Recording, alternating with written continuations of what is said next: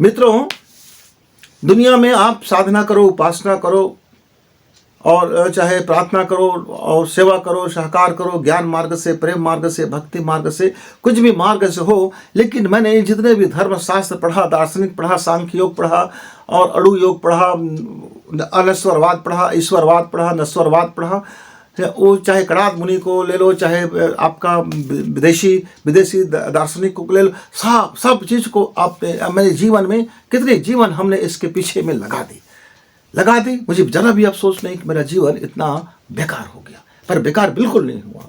बेकार को समझने में मैंने लगाया, कि जीवन सार्थकता को समझने में लगाया, जन्म की सफलता को समझने में लगाया, जन्म की सार्थकता को समझने में लगा दिया।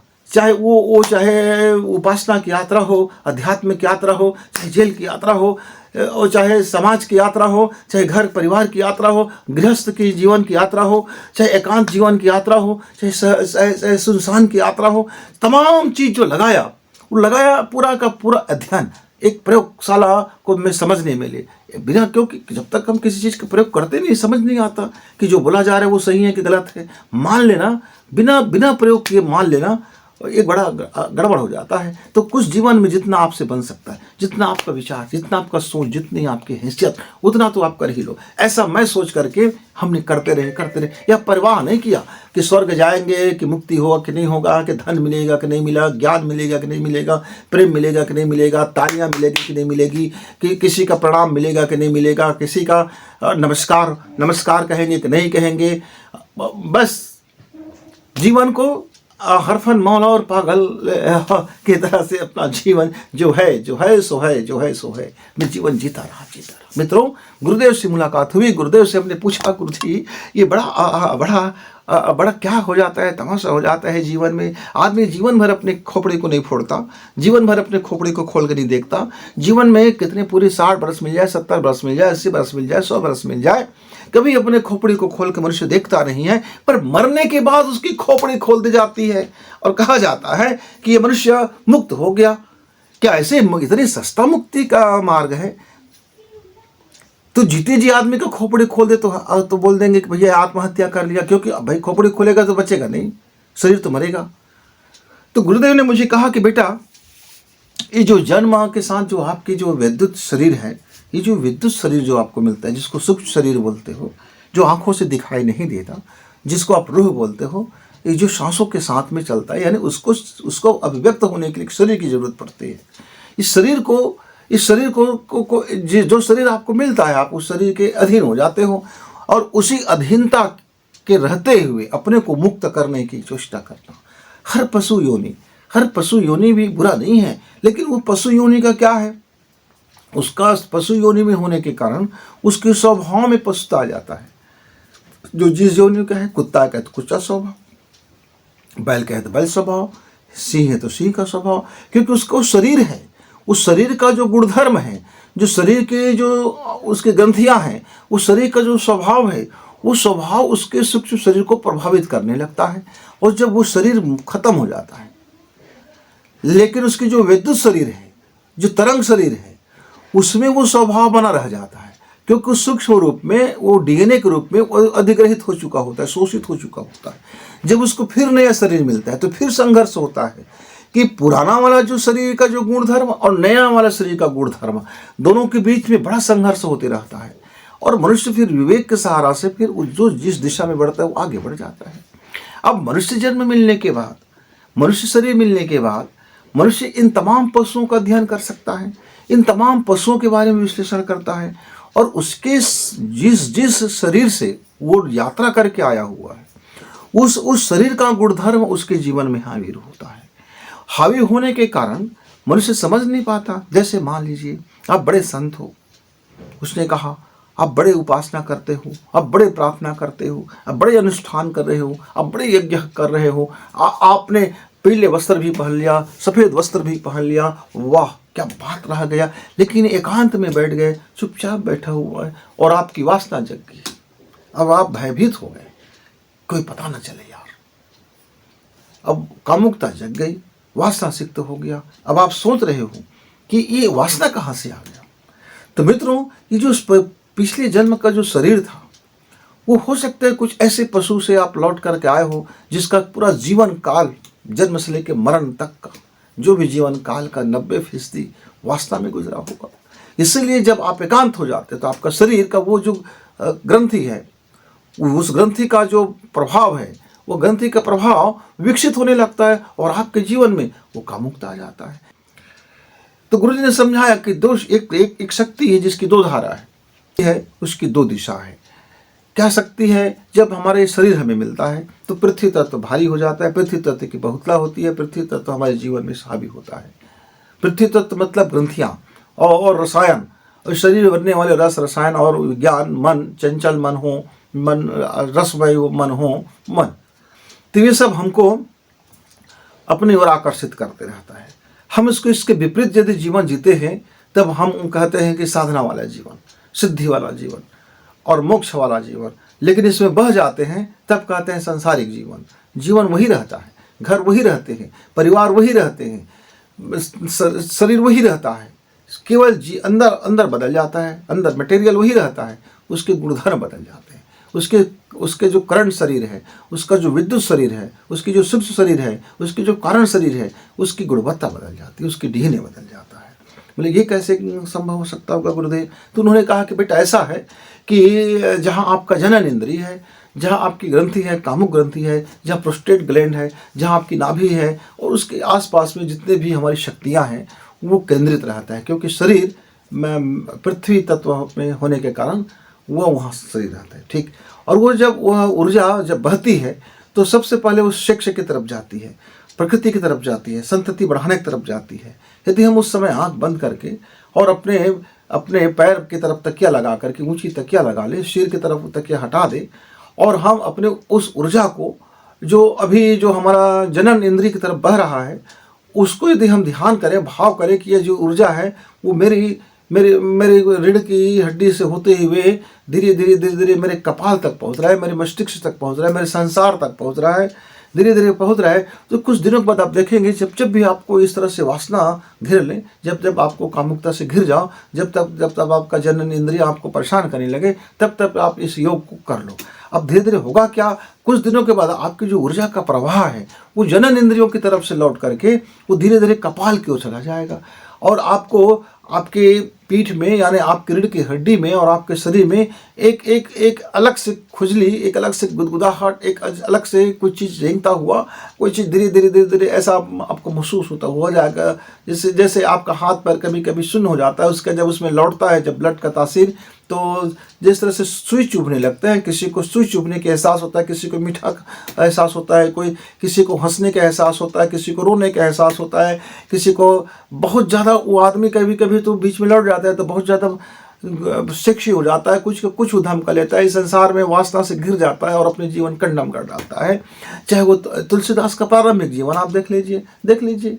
कालिदास को जब ठोकर लगी, जब उसका मूलाधार चक्र को उल्टाया गया, जब वो सिर की तरफ उसका कामुकता बहा तो कालिदास बन गया। मित्रों, शरीर वही है, ऊर्जा वही है। जब वो धीरे धीरे कपाल की ओर बढ़ने लगता है, मस्तिष्क की ओर बढ़ने लगता है, तो जिस एरिया में हमारी ऊर्जा का ठहराव होता है, मेरे जीवन में वो हुआ गुण प्रकट होने लगता है। यानी ऊर्जा का इतना जबरदस्त प्रभाव है मेरे जीवन काल में, आपके जीवन काल में, समस्त जीव प्राणी के जीवन काल में, वनस्पतियों के भी जीवन काल में, जिस जगह में उसकी ऊर्जा का प्रवाह होता है, ठहर जाता है, विराम लेता है, विश्राम करता है, क्योंकि एक साथ तो कपाल तक पहुंचता नहीं है, उसको कपाल तक पहुंचने में एक लंबी अवधि लगता है। ऐसा कोई विरले, कोई सौभाग्यशाली होता है कि उसका जो ऊर्जा है वो सीधा के सीधा कपाल में पहुंच जाए और संसार से ऊपर स्थित हो जाए, ब्रह्म में स्थित हो जाए और वो जीते जीते वो मोक्ष हो जाए। कोई लाखों में कोई एकाक सौभाग्यशाली होगा, क्योंकि उसका कई जन्मों से हो सकता है वो पिछले जन्म में फिर मनुष्य रहा हो और वो उसकी साधना करते करते उसकी मृत्यु हो गया हो, समाधि से लगाते लगाते मृत्यु हो गया हो, उपासना करते करते मृत्यु को प्राप्त कर गया हो, वो साधना करते करते हो सकता है कि उसका डीएनए में वो गुण हावी हो और जब इस जन्म में उसको शरीर प्राप्त हो तो वहीं से उसकी यात्रा शुरू हो जाती है।